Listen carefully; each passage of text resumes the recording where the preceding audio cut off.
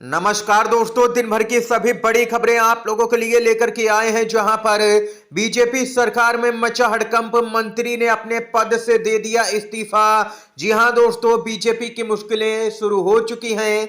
दूसरी बड़ी खबर में दोस्तों आप लोगों को बताएंगे, बिहार विधानसभा से अचानक से गायब हुए हैं दो डिप्टी सीएम और यहां पर सभी बीजेपी के मंत्री। बिहार में हलचल काफी तेज नजर आ रही है। इसको लेकर के ताजा अपडेट है।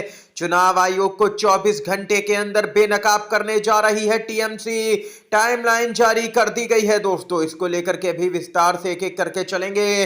सभी बड़ी खबरें आप तक पहुंचाएंगे। लगातार बने रहिएगा दोस्तों। खबरों की तरफ बढ़ते हैं उससे पहले अगर आप लोग भी यही मानते हैं कि बिहार के विधानसभा चुनाव में इस बार जनता परिवर्तन के मूड में नजर आ रही है, तो अभी इस वीडियो को लाइक कीजिएगा दोस्तों और कमेंट बॉक्स में जय हिंद जय भारत जरूर ही कमेंट कीजिएगा।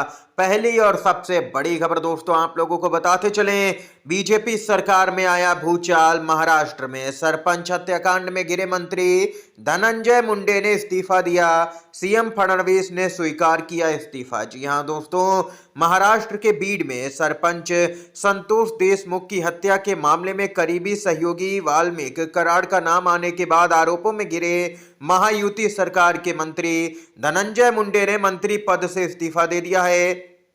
महाराष्ट्र के मुख्यमंत्री देवेंद्र फडणवीस ने इसकी पुष्टि करते हुए कहा कि महाराष्ट्र सरकार के मंत्री धनंजय मुंडे ने इस्तीफा दे दिया है, मैंने स्वीकार कर लिया है और राज्यपाल को भेज दिया है।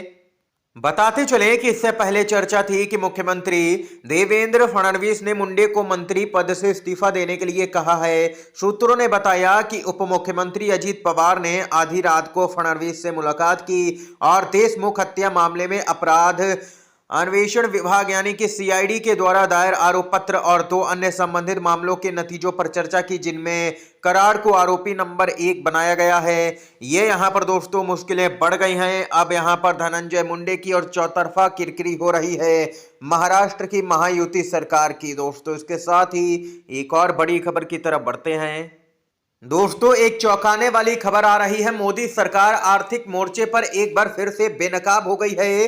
आंकड़ा काफी हैरान करने वाला आया है, काफी चौंकाने वाला आया है। अपना देश 140 करोड़ लोगों का है दोस्तों, इसमें से 100 करोड़ के पास इतने पैसे नहीं हैं कि वो अपनी जरूरतें पूरी कर सके। 80 करोड़ लोग राशन पर डिपेंड है। मोदी सरकार ने ये हालत कर दी है हमारे देश की। सरकार भी इस आंकड़े को झुठला नहीं सकती, क्योंकि 80 करोड़ गरीब का तो यहां पर वो खुद ही दावा करती है कि खुद ही सरकार अनाज दे रही है। ये हाल है भारत का। सब इतने अमीर नहीं हैं कि जंगल में मौज मस्ती कर सके। पीएम मोदी तो एक तरफ यहां पर कहते हैं कि वे साल के 300 दिन यहां पर मखाने खाते हैं। आपको कीमत तो पता ही है। पीएम मोदी जंगल सफारी घूमते हैं और देख ही सकते हैं कि एक से बढ़िया एक उनकी तस्वीरें भी सामने निकल के आती हैं। लेकिन वहीं दूसरी तरफ पीएम मोदी को वोट करने वाली जनता यहां पर जो है उसका हालत क्या है, आप लोग इस खबर से ही अंदाजा लगा सकते हैं कि 140 करोड़ में से 100 करोड़ लोगों के पास में इतने भी पैसे नहीं हैं कि वो अपनी जरूरतें तक पूरी कर सके। जरूरतें पूरी करने के लिए देश की करोड़ों जनता यहां पर लोन लेती है और फिर वो लोन चुका नहीं पाती है दोस्तों। इस कदर की यहां पर ये हालत हो चुकी है। आप लोगों की क्या कुछ राय है इस महत्वपूर्ण खबर पर बताइएगा अपनी भी राय। इसके साथ ही एक चौंकाने वाली खबर आ रही है बिहार से, जहां पर बीजेपी और जेडीयू लगता है कि आमने सामने आ चुके हैं। विधानसभा छोड़ करके आखिर कहां चले गए बीजेपी कोटे के मंत्री और दोनों ही डिप्टी सीएम। 36 में से सिर्फ 12 मंत्री ही सदन में मौजूद। बिहार विधानसभा में तीसरे दिन की सदन की कार्रवाई शुरू हो गई। सदन की कार्रवाई शुरू होने के साथ ही विपक्षी दलों ने बजट को लेकर के जोरदार हंगामा किया है। तेजस्वी यादव ने बजट को झुनझुना करार दिया है। इस बीच एक बड़ी बात सामने निकल के आई है कि सदन में विपक्ष के सवालों का जवाब देने के लिए 36 में से सिर्फ 12 मंत्री ही सदन में मौजूद हैं। सदन में ना तो बीजेपी के दोनों डिप्टी सीएम हैं और ना ही मंत्री। दोस्तों बड़ी खबर आ रही है, अगले 24 घंटे में चुनाव आयोग होने जा रहा है बेनकाब। टीएमसी का बड़ा दावा।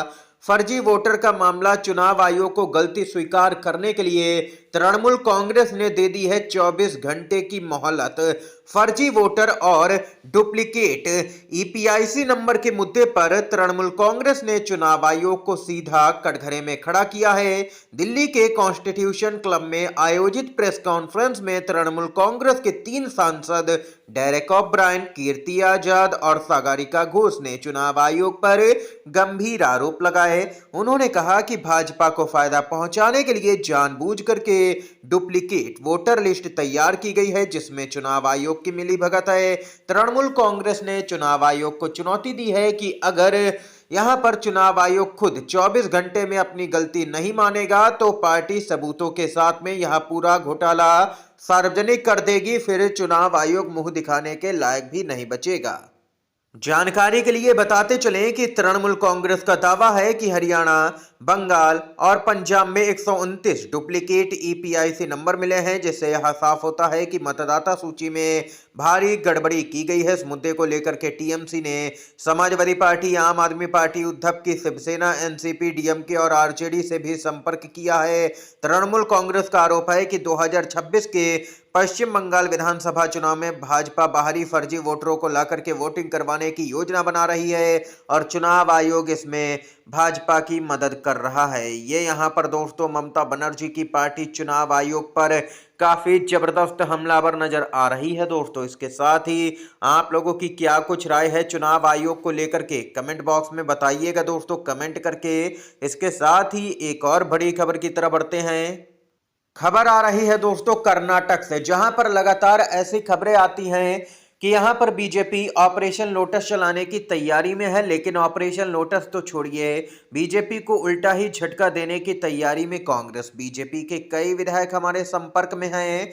राज्य के डिप्टी सीएम ने कर दिया बड़ा दावा। कर्नाटक के डिप्टी सीएम डीके शिवकुमार ने कांग्रेस पार्टी में विभाजन की अफवाहों को नकारते हुए कहा कि पार्टी पूरी तरह से एकजुट है। उन्होंने यह भी दावा किया कि कर्नाटक में बीजेपी के कई विधायक उनके संपर्क में हैं और उन्होंने इस पर चर्चा करने से इनकार कर दिया। इसके साथ ही उनका कहना है कि बीजेपी अगर सुधरी नहीं तो यहां पर उनकी पार्टी कर्नाटक के अंदर टूट जाएगी।